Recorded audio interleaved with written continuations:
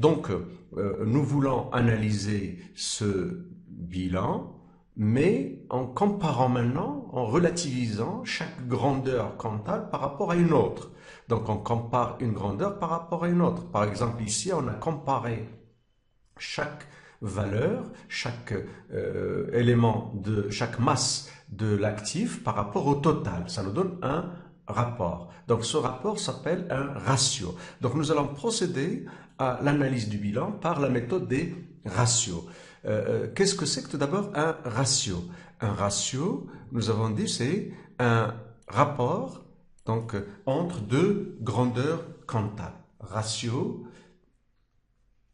peut être défini comme étant un rapport, donc on divise une grandeur comptable, par exemple grandeur G1 quelconque, avec une autre grandeur G2. Et ça nous donne une valeur. Cette valeur correspond à un ratio, c'est-à-dire un indicateur. Donc il s'agit donc de diviser donc le ratio, c'est un rapport entre deux grandeurs comptables significatives. Donc c'est un rapport aussi significatif. Il doit avoir une idée, il doit nous renseigner sur une situation ou un cas bien déterminé.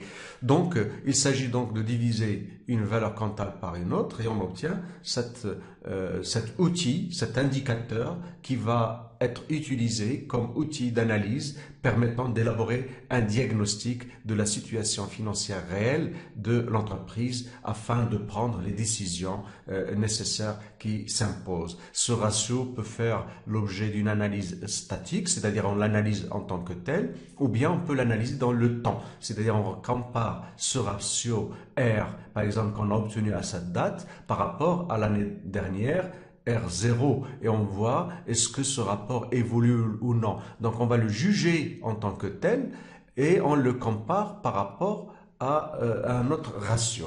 Donc on va le juger dans le temps, en le comparant par rapport au ratio du secteur, par rapport au ratio de l'année dernière ou des années précédentes pour voir est-ce que ça évolue ou non. Alors voyons quels sont ces ratios. Quels sont les principaux ratios?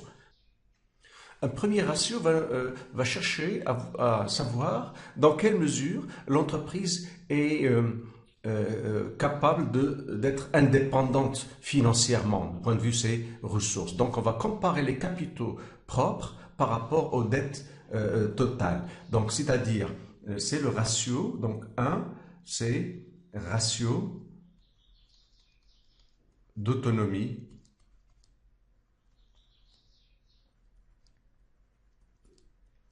financière.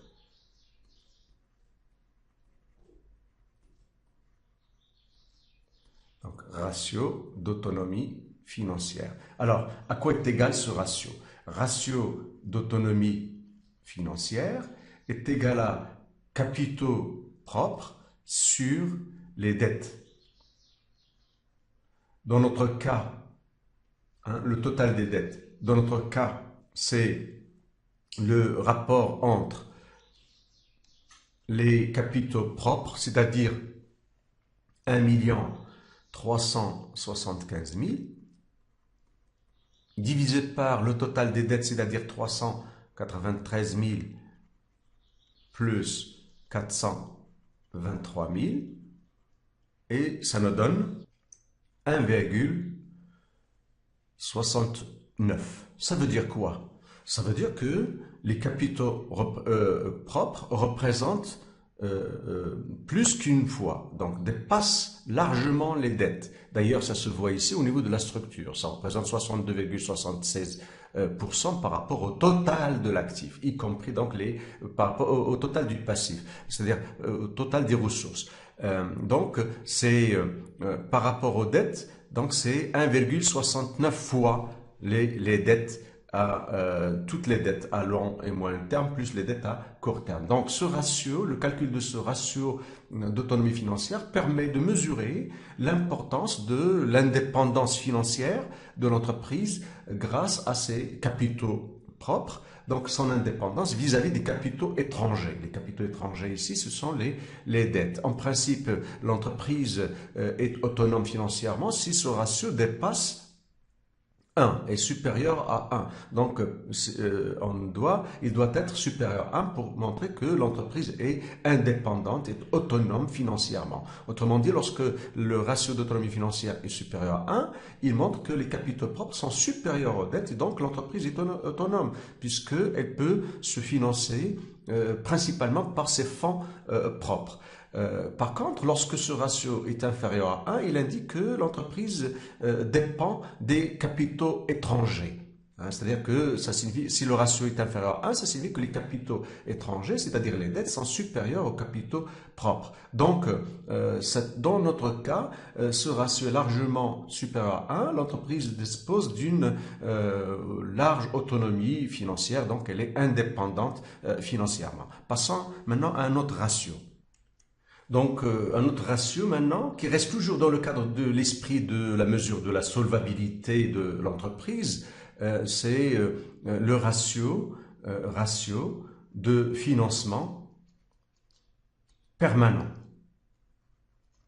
Ratio de financement permanent. Ce ratio nous permet de mesurer, de voir dans quelle mesure les capitaux propres permanents plutôt, puisqu'il s'agit de ratio de financement permanent et non pas propre. Donc, les capitaux permanents, ce sont les capitaux propres plus les dettes à long et moyen terme.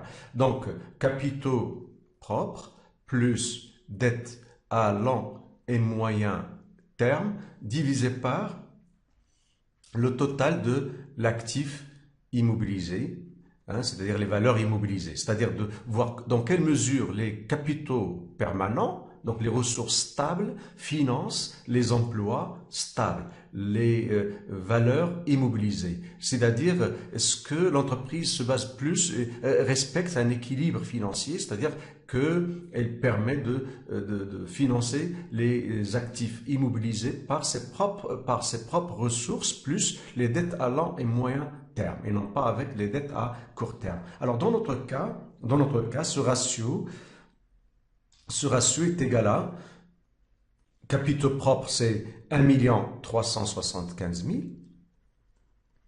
plus les dettes à long et moyen terme, 393 000, divisé par l'actif immobilisé, c'est-à-dire 1 256 000.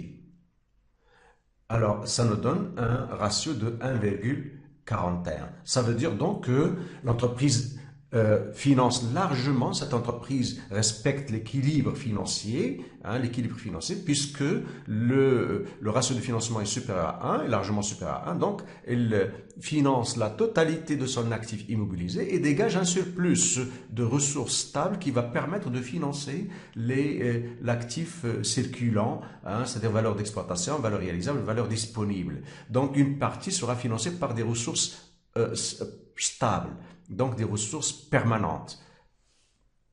Donc c'est une très bonne situation parce que l'entreprise dégage un fonds de roulement à partir de là, donc on va voir dans la vidéo suivante. Et c'est une bonne situation financière parce que l'entreprise respecte l'équilibre financier. Si ce ratio est inférieur à 1, ce sera une situation dangereuse, périlleuse, parce que l'entreprise ne dispose pas d'un fonds de roulement et du coup, ça montre que l'entreprise finance une partie de l'actif immobilisé par des dettes à court terme, ce qui est dangereux pour l'entreprise. Alors, passons maintenant à un autre ratio. Il s'agit du ratio de solvabilité, c'est-à-dire est-ce que l'entreprise est capable de rembourser ses dettes? Est-ce qu'elle peut faire face à ses dettes? Elle peut faire face à ses dettes au cas où, par exemple, elle tombe en faillite, est-ce qu'elle peut rembourser ses dettes? C'est-à-dire, à la limite, donc une solvabilité générale, donc globale, donc ratio de solvabilité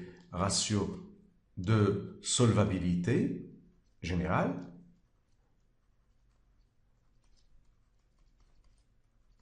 Donc, on va le noter RS. Ratio de solvabilité, ça nous permet de mesurer, de comparer les capitaux propres plus les dettes à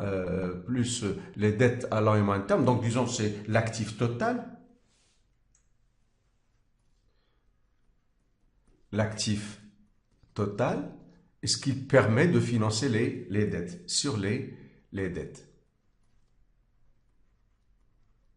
Ou encore, puisque l'actif total, c'est quoi? L'actif total, c'est égal au passif total, c'est-à-dire ce ratio peut être calculé de solvabilité en comparant donc les capitaux propres plus les dettes à long et moyen terme plus les dettes à court terme divisé par le total des dettes, c'est-à-dire dettes à long et moyen terme, plus les dettes à court terme. Donc, ça nous donne, si vous voulez, le même ratio. Alors, dans notre cas, nous avons l'actif total, c'est 2 191 000, divisé par le total des dettes, c'est-à-dire 393 000, plus les dettes à long et moyen terme, plus les 423 000 de dettes à court terme. Donc ça nous donne 2,69%. Donc l'entreprise a une forte solvabilité parce que ce ratio dépasse 1 et ça montre que l'entreprise peut rembourser, peut faire face à 2 fois,69, donc plus de 2 fois et demi les dettes qu'elle a vis-à-vis de ses vis-à-vis des tiers, qu'ils soient des dettes à long et moyen terme ou des dettes à court terme. Donc c'est une très bonne situation de solvabilité. Donc si ce ratio est inférieur à 1, c'est une situation dangereuse parce que les dettes sont supérieures au total de l'actif et donc l'entreprise étant au bout de la banqueroute. Donc c'est une situation financière qui est dangereuse dans ce cas. Par contre, ici, dans le cas de la société Sud-Saint-S, c'est une très bonne situation de solvabilité. L'entreprise a une forte solvabilité. C'est un ratio de solvabilité générale, global, donc ça peut être aussi analysé en termes de ratio lié à la trésorerie, c'est-à-dire dans quelle mesure les éléments liquides, parce que l'actif immobilier, ça demande du temps pour qu'il soit liquidé. Par contre, les autres éléments peuvent être liquidés plus facilement et finalement, elles peuvent permettre de faire face aux dettes. Donc, surtout les dettes à court terme. C'est pour cela qu'on va passer à d'autres ratios. Il s'agit d'un ratio de trésorerie générale. Ratio de trésorerie générale, c'est-à-dire les valeurs d'exploitation plus les valeurs réalisables plus les valeurs disponibles. Est-ce que ça permet de faire face à toutes les dettes à court terme? Donc ce ratio, dans notre cas, c'est si on veut mesurer cela, ce sera les valeurs suivantes. Les valeurs d'exploitation 636 000, plus les valeurs réalisables 110 000, plus les valeurs disponibles 189 000, divisé par le total des dettes à court terme, c'est-à-dire 423 000, et ça nous donne 2,21. Donc c'est un ratio très important parce que ça permet de voir que l'entreprise ici peut faire face à plus de 2 fois les dettes à court terme. C'est une très bonne chose. Donc l'essentiel, c'est que ce ratio doit être supérieur à 1. Donc s'il est inférieur à 1, c'est dangereux parce que les dettes à court terme sont très exigibles et ça risque de poser un problème pour l'entreprise. Donc un autre ratio, donc maintenant, au lieu de comparer, de faire face aux dettes à court terme avec, y compris ici les stocks, donc les valeurs d'exploitation, on va se limiter aux valeurs réalisables, les valeurs disponibles, les plus, à court terme, les plus liquides, pour faire face aux dettes à court terme. Et on obtient notre ratio, c'est le ratio de trésorerie à échéance. Ratio de trésorerie à échéance, donc à terme. C'est un ratio qui est égal à, donc, valeur réalisable plus valeur disponible divisé par les dettes à court terme. Donc ce ratio, dans notre cas, c'est les valeurs réalisables, c'est 110 000 divisé par plus les valeurs disponibles 189 000 divisé par les dettes à court terme, c'est-à-dire 423 000. Donc ça nous donne 0,71. Donc ça ne veut pas dire que forcément ça doit être égal à 1, mais l'essentiel ça doit se rapprocher de 1. S'il est supérieur à 1, c'est une très bonne chose. Donc c'est une très bonne situation, une très bonne trésorerie. S'il est inférieur à 1, l'essentiel c'est qu'il doit être très proche de 1. Par contre, nous pouvons, s'il est très faible, c'est dangereux aussi, hein. Donc ce sera dangereux. Ici, c'est acceptable, c'est satisfaisant comme ratio. Alors, ratio suivant, c'est le ratio de trésorerie immédiate. Ratio de trésorerie immédiate, c'est-à-dire on se base sur les valeurs les plus liquides. Les plus liquides, ce sont les valeurs disponibles. Ces valeurs disponibles sur les dettes à court terme. Alors, dans notre cas, c'est 189 000 divisé par les 423 000 de dettes à court terme et ça nous donne 0,468. Donc, c'est 46, donc ça veut dire que les valeurs disponibles représentent 46,8% des dettes à court terme. Donc, on peut faire face à 46,8% des dettes à court terme, rien qu'avec notre trésorerie immédiate, ce qui est important. Donc, ça, c'est acceptable, c'est une bonne chose parce que d'ailleurs, il ne faut pas avoir des valeurs disponibles qui sont surabondantes. Ce sera aussi trop dangereux si une mauvaise utilisation des fonds, si ce ratio est trop élevé. Donc, mais il doit être aussi satisfaisant pour faire face aux dettes les plus exigibles, les dettes à court terme. Donc voilà un ensemble de ratios qui vont nous renseigner sur la situation financière pour juger, pour avoir un diagnostic sur la situation financière de l'entreprise.